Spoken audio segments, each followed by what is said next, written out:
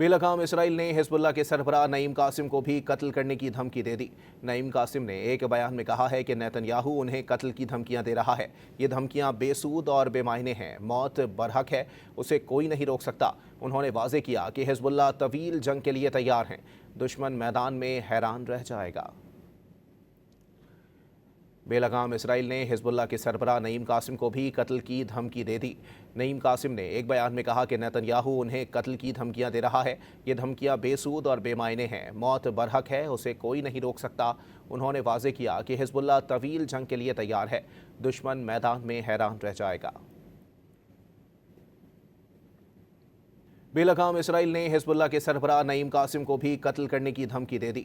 नईम कासिम ने एक बयान में कहा है कि नेतन्याहू उन्हें कत्ल की धमकियां दे रहा है। ये धमकियां बेसूद और बेमायने हैं। मौत बरहक है, उसे कोई नहीं रोक सकता। उन्होंने वाज़ेह किया कि हिजबुल्लाह तवील जंग के लिए तैयार हैं।